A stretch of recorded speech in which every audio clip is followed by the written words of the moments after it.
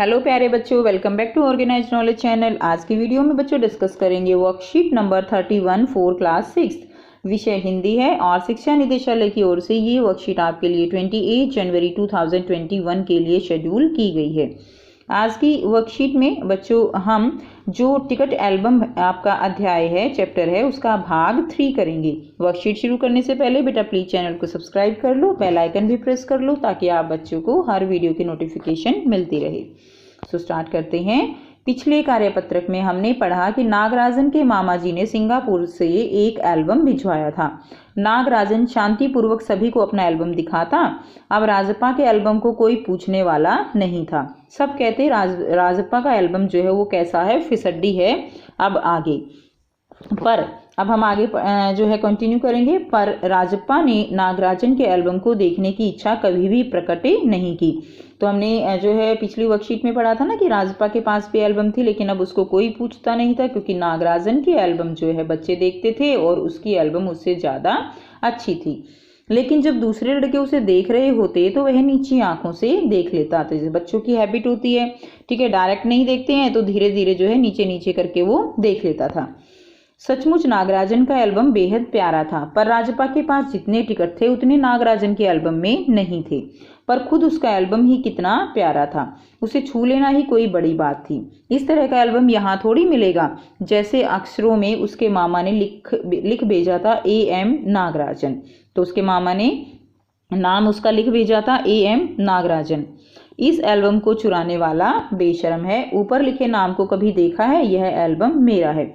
तो उसके मामा ने जो है लिख भेजा था उसके ऊपर कि इस एल्बम को चुराने वाला बेशर्म है, ऊपर लिखे नाम को कभी देखा है, यह एल्बम मेरा है। जब तक घास हरी है और कमल लाल, सूरज जब तक पूर्व से उगे पश्चिम में छिपे, उस अनंत काल तक के लिए यह एल्बम मेरा है और रहेगा। तो ऐसे शब्द जो है उस एल्बम के ऊपर लिखे हुए थे।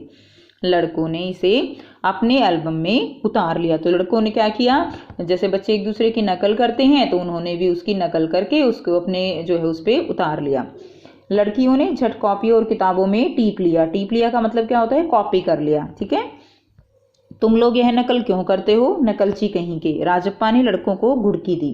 तो जो राजप्पा है वो थोड़ा अब ईर्ष्यालु हो गया है क्योंकि उसके एल्बम को बच्चे पूछते नहीं हैं। तो उन्होंने उसको कहा कि तुम सब लोग नकलची हो, तुम सब लोग जो है नकल क्यों कर रहे हो। सब चुप रहे और कृष्णन से नहीं रहा गया। जाजा जलता है ईर्ष्यालु कहीं का। तो कृष्णन जो है उसने उसको कहा कि जाजा तू जलता है, मैं काहे को जलूं, जले तेरा खानदान, मेरा एल्बम उसके एल्बम से कहीं बड़ा।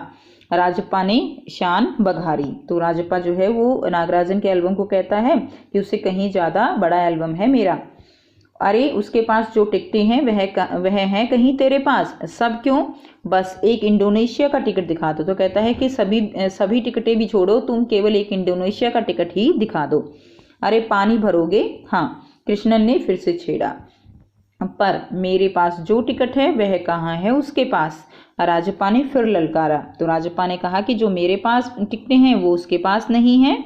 उसके बाद देखिए नेक्स्ट है, कृष्णन भी कम नहीं था। ठीक है, 10 रुपए की शर्त, मेरे वाले टिकट दिखा दो, तुम्हारा एल्बम कूड़ा है। कृष्णन चीखा, हाँ हाँ कूड़ा। लड़के जैसे कोरस गाने लगे। तो इस तरह से लड़के जो है उसका मजाक बनाकर और गाना गाने लगे। और कृष्णन ने उसको कहा कि तुम राजप्पा को कहा नागराजन के टिकटों की बात तो छोड़ो, तुम मेरे वाले जो है टिकट वही अपनी एल्बम में दिखा दो। तो इस तरह से यहाँ पे बच्चों की बातें हो रही हैं। अब यहाँ पर देखिए कुछ 5 प्रश्न दिए गए हैं जिनके उत्तर आपको करने हैं। पहला प्रश्न है, नागराजन ने एल्बम के मुख्य पृष्ठ पर क्या संदेश लिखा। तो नागराजन ने मुख्य पृष्ठ पर क्या संदेश लिखा, ठीक है। तो देखिए यहाँ से आप इसका आंसर लिख लेंगे बच्चे। इस एल्बम को चुराने वाला बेशर्म है, तो ये प्रश्न 1 का उत्तर हो जाएगा।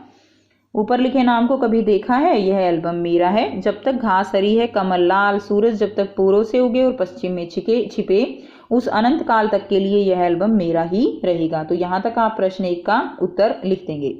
प्रश्न 2 देखिए, आपके विचार से नागराजन ने अपनी एल्बम पर यह संदेश क्यों लिखा।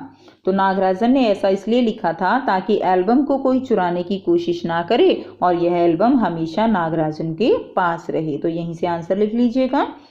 प्रश्न 3 है, प्रश्न 3 है, इस संदेश का दूसरे लड़के लड़कियों पर क्या असर हुआ। तो कक्षा के दूसरे लड़के लड़कियों ने नागराजन के एल्बम पर लिखी हुई बात अपनी कॉपी में उतार ली।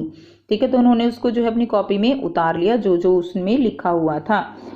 नेक्स्ट देखिए, प्रश्न 4 है, कहानी से ऐसे शब्द छांटिए जो आपने पहली बार पढ़े या सुने हैं। तो ऐसे शब्द जो पहली बार पढ़े या सुने हैं वो कौन से हैं। तो कहानी से आप ऐसे शब्द जो है, जब आप इसको एक बार रीड करोगे कहानी को, तो उसमें से ऐसे शब्द छांट सकते हो। तो कुछ मैंने लिखे हैं, खोसना, ठीक है, खोसना यानी लेना, हेकड़ी, कूदना, टटोलना, पुचकारना, खलना, जमघट। तो ये कुछ शब्द हैं। इसके अलावा अगर आपके पास ऐसे कोई शब्द आप पढ़ते हो तो आप उनको भी लिख सकते हो। प्रश्न 5 है, टिकटों की तरह ही बच्चे और बड़े दूसरी चीजें भी जमा करते हैं, सिक्के उनमें से एक हैं। आप कुछ अन्य चीजों के बारे में सोचिए जिन्हें जमा किया जा सकता है और उनके नाम भी लिखिए। तो देखिए, जो टिकटे हैं और सिक्कों की तरह सूखे फूल जो है अलग अलग रंग जो शेप है फूल की वो इकट्ठे किए जा सकते हैं। चाबी के गुच्छे हैं, कांच की गोलियां बच्चे इकट्ठे करते हैं, रंगीन पत्थर इकट्ठे करते हैं, पंख हैं, अलग अलग तरह की पुस्तकें हैं, रबड़ आदि चीजें, पेंसिल बच्चे इकट्ठे करते हैं अलग अलग। तो इस तरह की चीजें जो है, हर किसी का शौक जो है वो अलग अलग हो सकता है, अलग अलग चीजें इकट्ठी करने का। तो ये शौक बच्चों का भी हो सकता है, बड़ों का भी हो सकता है। तो इस तरह की चीजें इकट्ठी की जा सकती हैं। आप क्या इकट्ठा करते हो, आपका क्या शौक है, वो जरूर कमेंट करके बताइएगा। और अगर वीडियो अच्छी लगी तो लाइक शेयर कीजिए, चैनल को सब्सक्राइब कीजिए। And thanks for watching, have a nice day.